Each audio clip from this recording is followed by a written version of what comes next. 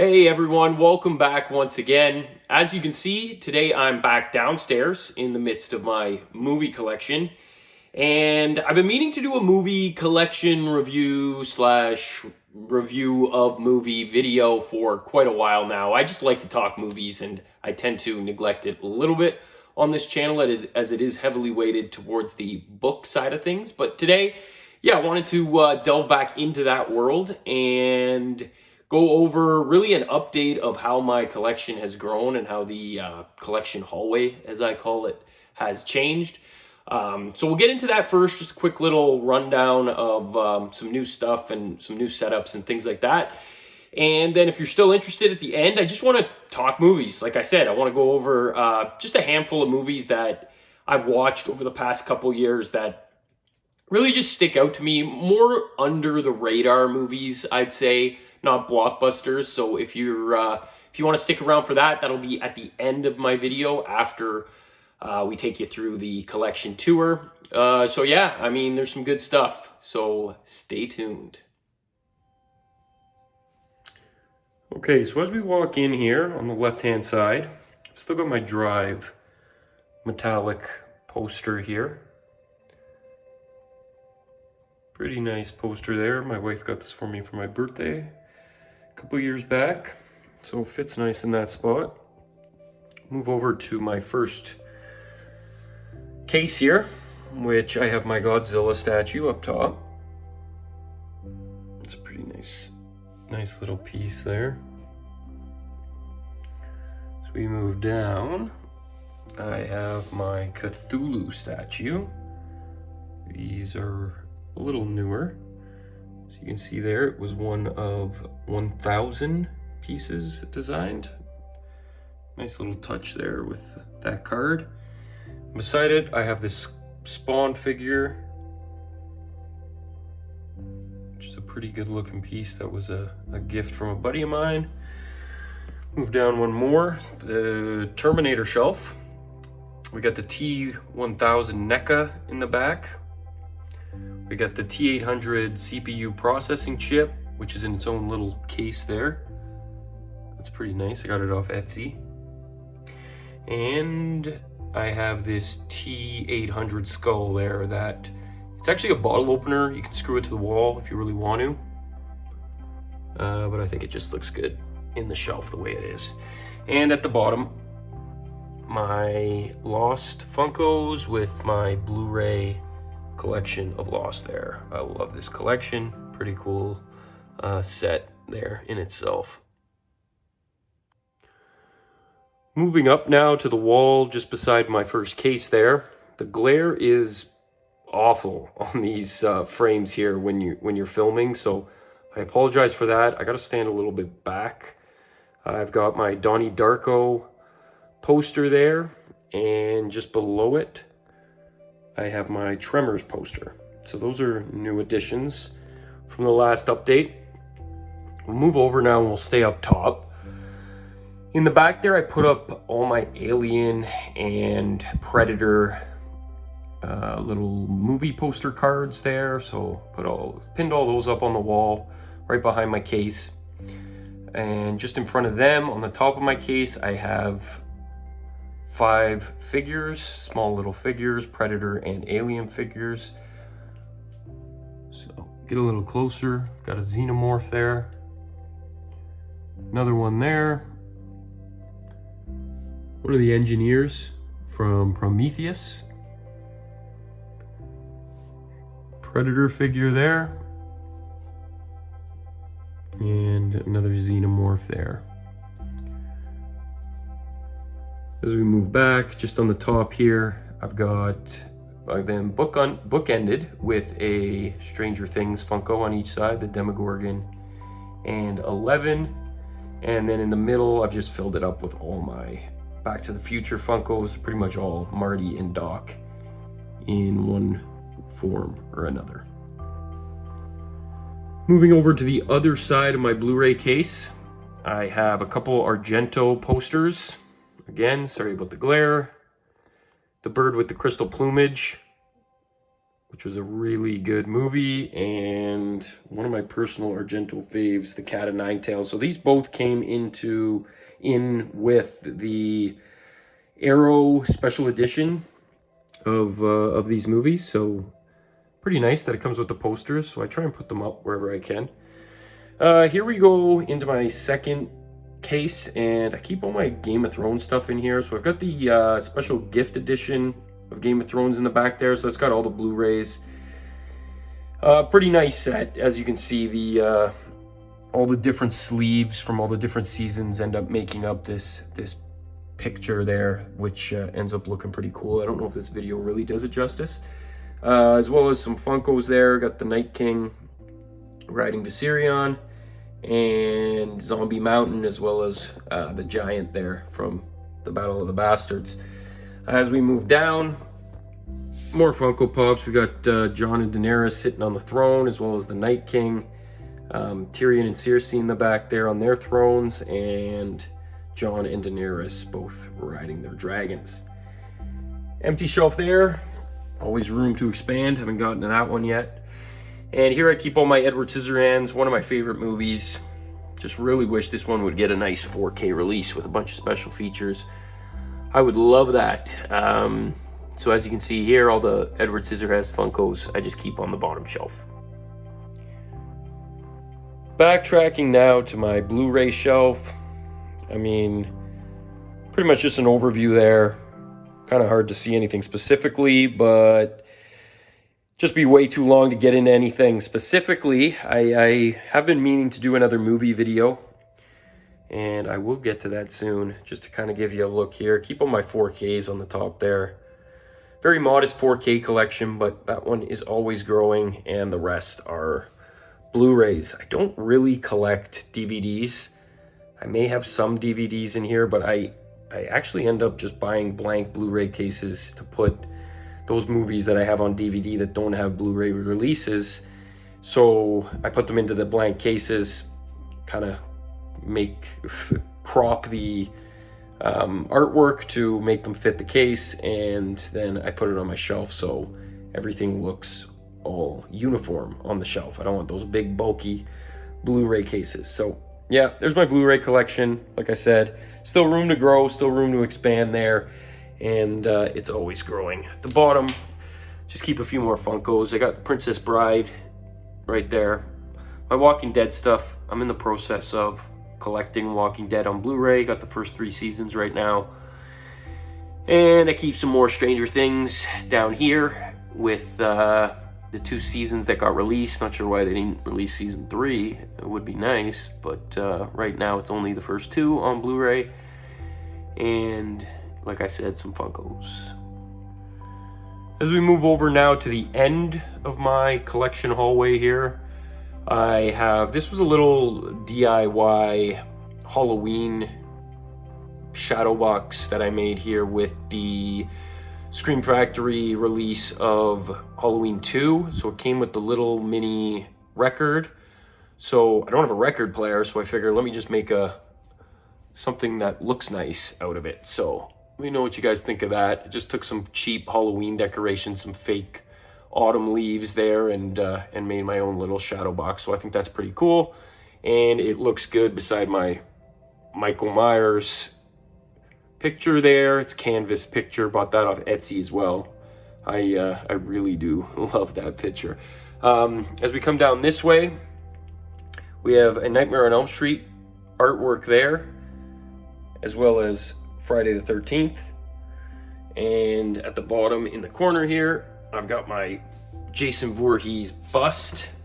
I don't know if you call it a bust. I mean, it is kind of like a rubber mask, but you can't really wear it. There's no eye holes, but so it's got the Jason Voorhees iconic hockey mask, as well as, if I can lift this up, there we go. I had to use 2 hands to get it off, but yeah, as you can see, it's some form of Jason Voorhees underneath the mask. So that's pretty cool. I picked this up, and I am definitely happy with the purchase. It looks great in the collection.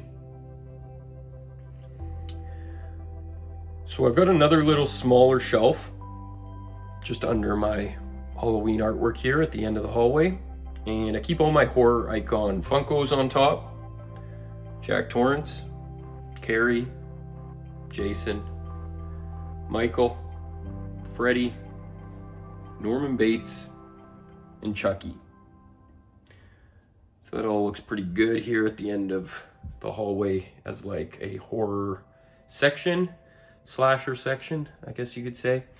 Here I keep all my boutique label Blu-rays and 4Ks. So that's what this shelf is for, with some TV shows at the bottom there.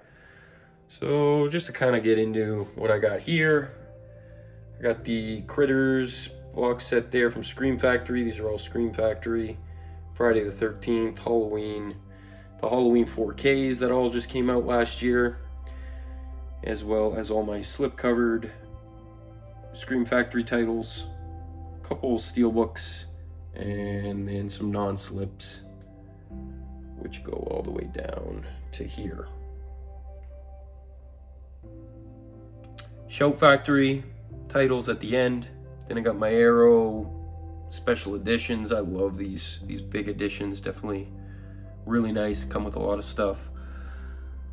Some more Arrow single releases, a few Criterions, and at the end I keep basically all my Argento stuff there with Hodor holding them all. At the bottom, just some TV shows. Gossip Girl usually goes there, but my wife is watching it currently, so it's out. Seinfeld, Freaks and Geeks, Friday Night Lights, got some Castle Rock there. 11/22/63, Community, hilarious show. A couple Sex and the City DVDs, Dexter. Got this old Rocky VHS set. This is, I went over to my parents' house and saw it laying around. This was, as a kid, I used to wear this thing out. So just for nostalgia reasons, I don't have a VHS player, nor do I collect old VHS tapes, but that one I just would like to have and keep. It's pretty cool, as well as the box that the Scream Factory special edition of Halloween 2 came in, so that looks nice, so I just kind of keep it there. Nothing's really changed on this side from the last update. Still got the same posters. Halloween, Alien, sorry about the glare, we're right under the light. Back to the Future, Tremors, and It. Just a shelf there that one day I will expand my Blu-ray collection onto. I can do a couple rows there when it gets big enough to move over there. And just a quick overview, still got all my Funkos just on the bottom of this side. As we exit now, still got my Jaws canvas poster, and all the Jaws Funkos are just up top.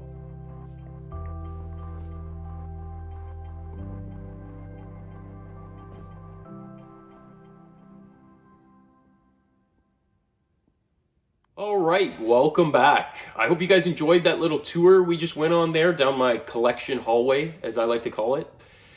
If you guys get any questions about anything specific that I have, where I got it from, what it is exactly, leave me a comment below. Always enjoy getting the conversation going when it comes to these kinds of things. I'm an avid collector, as you can tell, and it definitely is a passion of mine. I love talking about it, love discussing it. So like I said at the beginning of the video, I want to talk about some movies that I like to call under the radar movies that really stuck out to me that just aren't really talked about too much outside of the whole blockbusters and everything like that. So yeah, let's get into it. I got a handful for you, some good stuff. All right, so first up, we have an English sci-fi horror / comedy. Attack the Block is the name of this movie. This movie is super fun. I love this movie. If you're looking for something to just kind of chill out, doesn't take itself too seriously, an easy little watch, but that's a fun ride as well. This is the movie for you. It's an English movie in the vein of Shaun of the Dead, same type of deal there, but instead of zombies, they do it with these alien creatures that crash landed from outer space one night. So it follows a group of youths in their block, as they call it, which is a high rise of apartment complexes. And they're just running around their block and trying to kill these alien creatures that have just crash landed. So it's, like I said, it's a lot of fun, doesn't take itself too seriously, and it's just an easy adventure to watch one night when you just want to chill, like I said. All right, next up, we're definitely switching up gears here because this is basically the complete opposite. Black Swan is a Darren Aronofsky film. If you're familiar with Darren Aronofsky, kind of a mind bender, very kind of dark, I would say. This one stars Natalie Portman and Mila Kunis. Both were really good in this movie. So it's about a ballet studio that's putting on a show, which I think was called The Black Swan. And, you know, Mila Kunis is basically trying, and Natalie Portman are trying to audition for this lead role.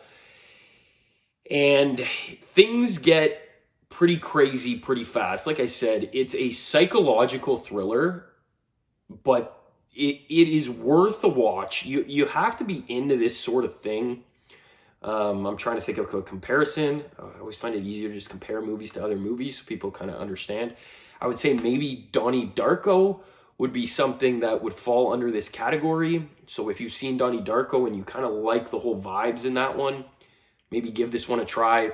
I really did enjoy it. Now, by no means am I into ballet and stuff like that, and I thought on the surface when I saw that was the main plot of this movie, like I was like, I don't know, but I really did like this movie. It is a mind bender, like I said, and it'll really grab you early and keep you in, and the ending is very interesting as well. So I do recommend Black Swan. Very good watch. Okay, next up is one I am extremely excited to talk about. It's called The Endless.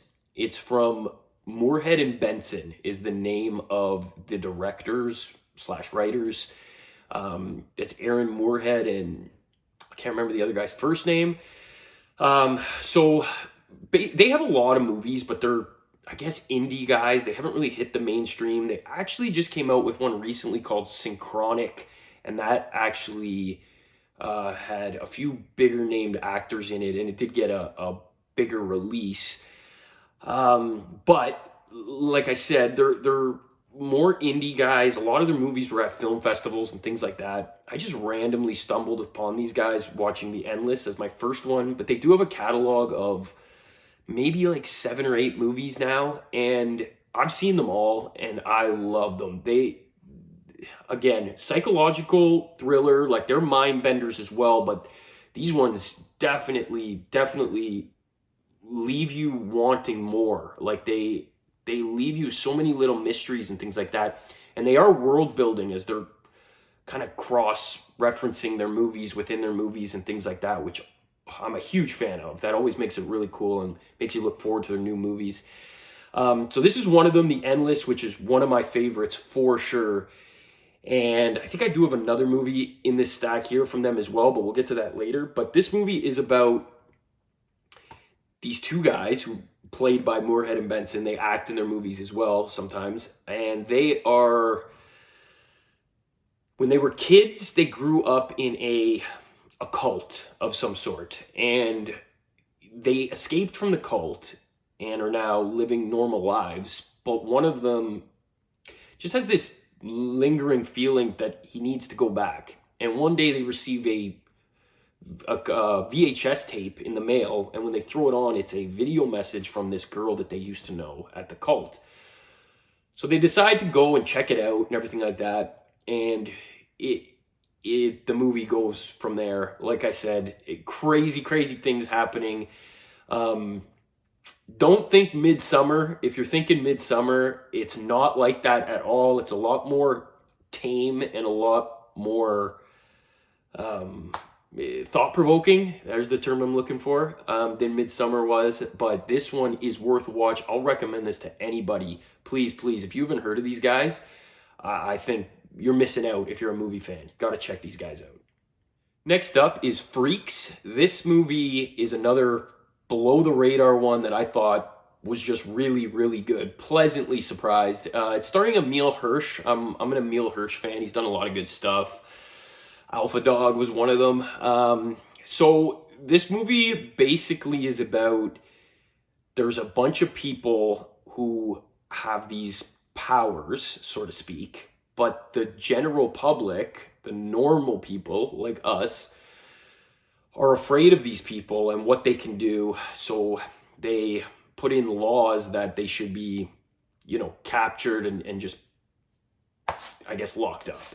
So in a nutshell, that is what this one's about. And it's about Emile Hirsch and his young daughter who clearly have these abilities, and they're trying to live in seclusion without being caught by these police that are taking people in or being ratted out by normal people. So on a surface level, that is what this one is about, but there's a lot more to it. And like I said, I was pleasantly surprised. This one got better as it went. I thought the first half hour was like a little slow and you weren't really sure what they were doing with it, but let me tell you, the way it really came around and wrapped up was super exciting. And yeah, a fun watch, a little sci-fi thriller here, if you want to put it that way. And I do recommend this. This one's a good one to seek out and give a viewing one night. It'll be fun. All right, switching gears now, we have an Owen Wilson movie. There's actually a lot of people in this movie. It's called Midnight in Paris. And this movie's an interesting take on relationships, and it's definitely a good one for you and the significant other. If you're looking to switch it up, if you're a horror fan and, sci-fi and everything like that, like me, sometimes you just got to switch it up. And I do have an appreciation for, romantic comedies and romantic movies like this as well. If it's a good movie and there's good acting, I'll appreciate it. So it really doesn't matter what the genre is or what it's about. So this one is actually really cool. It's got a very unique form of time travel going on. Not even really time travel. Again, I guess it's time travel, but it's pretty cool. You'd have to check it out. Owen Wilson, interacting with a lot of past writers and musicians and things like that as he, goes back in time when he walks the streets of Paris at midnight, hence the title. Like I said, a lot of people in it.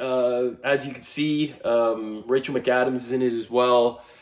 And yeah, it's just a take on relationships and maybe some people not being right for each other, and if you're stuck in a bad relationship, maybe, you should look to get out, and there might be someone who suits both of you guys better, and it would be good for both of you in the long run. That's kind of the moral of the story here, but it's a super fun watch. Like I said, if you're into the whole time travel thing, if that fascinates you, this one will definitely intrigue you for sure. So give it a try. As we switch back to horror now, this is a horror movie that I stumbled upon recently. It's a little older. Oculus. It's done by the same guy who did the Haunting of Hill House TV series on Netflix. So if you watch that, it was supremely well done. So this movie's just, in that sense, I thought it was very well done, very unique for a horror movie. I have an appreciation for anything horror that I find is not recycled and tends to be just a real original take and does a lot of new things with the genre. And I thought this was definitely the case. About like a possessed mirror that ends up really causing its owners, if you have it in the house, to eventually kill themselves and others, makes them go crazy, kind of like a Shining type deal there. And these two young kids who ended up surviving their father's wrath when they were younger, ends up deciding to rebuy the mirror back and trying to destroy it themselves. And it was very entertaining, very creepy, and yeah, for you horror fans out there, especially the paranormal horror fans, if you haven't seen this one yet, check it out. It's really good. All right, next up, another one super excited to talk about, The Peanut Butter Falcon. This one stars Shia LaBeouf and Dakota Johnson, both really good. I absolutely love this movie. I've seen it a bunch of times now. Just heartwarming tale. This one is a story for the entire family. It's got comedic elements to it as well. Shia LaBeouf is so good in it. This is, I think, Shia just at the top of his game for sure. So it takes place where Shia is basically on the run, and he stumbles upon this kid. Well, he's like in his 30s, but he has Down syndrome, and he had no parents or anybody taking care of him, so he was just in an old folks home. And I mean, he had enough awareness to realize this is bullshit, and I should be living a normal life. So he escapes. So they're both on the run. They both cross each other's paths, and it's a great story because I love how Shia is basically the only guy in that boy's life that ever treated him like a normal person, like an adult. And I think that's all he was looking for. And their dynamic is so good. It's so heartwarming. It's a great story. And he ends up going from there to pursue his dream of becoming a professional wrestler. So they're seeking out this wrestling school in, the rural part of Louisiana. I'm not sure if it was Louisiana. It was South Carolina, on the island there, if you guys know what I'm talking about, there was a Netflix show that was named after it, and it took place there as well. Please put it in the comments. I can't remember the name, but I think it was South Carolina. There was like an island chain there. And so yeah, sorry, I'm rambling about geography, but yeah, so he's trying to get him into this professional wrestling school, and like I said, their dynamic is so good. The message is so really good, and I think this is one everybody should check out. Really, really underrated movie. All right, next up is a Korean movie called Parasite. Now, this one I wouldn't say is under the radar. The only reason I'm saying it's under the radar is because it is a foreign movie with subtitles, and there's just not a lot of people that give these types of movies a chance because they get turned off, that they just don't want to watch a movie with subtitles. Some of the best movies I watch are with subtitles. So if that's your take, you are definitely missing out. This movie is so good. I think it might have won Best Picture, so super unfair for me to be calling it under the radar. But still, I want to make people aware of how good this movie is. This movie is so good. It is a masterpiece, beautifully written. The twists and turns will just blow your mind. And I just think the characters are so likable and so well acted. Sorry, I'm saying so a lot, but I just really, really do love this movie. I showed it to my wife, and she hates subtitles, and she definitely does not like watching foreign movies, but it took her like a half hour to really, really get invested in this, and she ended up loving it when it's all said and done. So that tells me enough right there that if you get people like that to just try and sit down and watch a movie like this, most times they're not going to be disappointed. And there's so much good foreign cinema that so many people miss out on. And I'm a big proponent of giving things a try. This movie's really, really good. Not going to get too much into the plot because I think it should be watched just completely fresh, honestly. Don't even look into it. Don't watch a trailer. Don't even read a premise. Just throw it on and really settle in for the ride. You won't be disappointed. Love it. All right, next up is Spring, and this is another movie by Moorhead and Benson, who I was talking about earlier, who did The Endless. This movie is a monster love story. That'd be the best way I can describe it. It's about a guy who is backpacking across Europe and just kind of staying with whoever, and he meets this girl, and they end up having a pretty meaningful relationship, and they fall in love, but she has a bit of a secret that would be pretty hard for him to handle. And it really just goes from there with them trying to navigate through her being what she is. It's a very unique movie. Like I said before, I'm all over anything that I just find very unique and original, and this is one of those. This is worth a watch. It's a very nice story. Definitely another one you could watch with a significant other if you're looking for something a little chummy, but also with a little bit of a sci-fi twist. So this is a good one. And finally, I'm going to end off with summer of 84. And kind of sucks because maybe I should have started with this one because this movie is so good. And for all the people that turned off this video up to now, it's a shame. I should have started with this one, but oh well. It'll be a treat for those of you that are still here.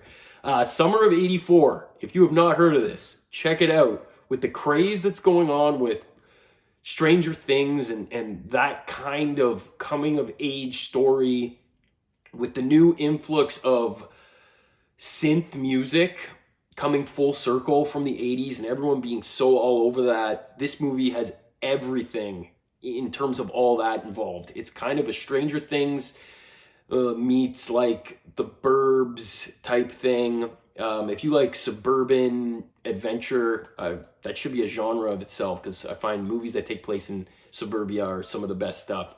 But yeah, a group of kids running around trying to solve this mystery of this serial killer that is running rampant in their town in this summer. It takes place in the mid-80s, and the soundtrack is unbelievable. Like I said about the synth, so much synth. Really reminds you of Stranger Things in that regard, with a lot of the music and stuff that's being played in the background this entire movie. So fun adventure, crazy ending. Did not, see the way it ended coming like that. So a bit of a twist there. And yeah, like I said, this movie's so rewatchable. I've watched it a bunch of times, and I just am absolutely in love with it. This one, please check it out. All right, everyone. Well, thank you for watching this far, if you made it this far. I hope you enjoyed the tour. Hope you enjoyed those reviews. And hey, I hope you can watch some of those movies and enjoy them as much as I do. Because these days it's kind of hard to seek out your own movies to watch with everyone being on streaming services and things like that. You're just at the mercy of whatever they put on. But as you can see, I'm a big physical media guy still, and I just think physical media is something that should be... It's not for everybody, obviously, because it can be a little pricey, and everyone's kind of more into for bang for your buck with the whole streaming services. But I just think the downfall of that is missing out on seeking out your own movies to watch. And there's just so much good stuff out there that just would never even touch a streaming service. And I just think it's a disservice to the people who make those movies that is the case. So, I mean, look for these if you download or anything like that. Just try and seek them out, and trust me, some of them are just really good, and they should be appreciated by more people. Take care, guys. Happy reading, happy movie watching, and we'll talk to you guys soon.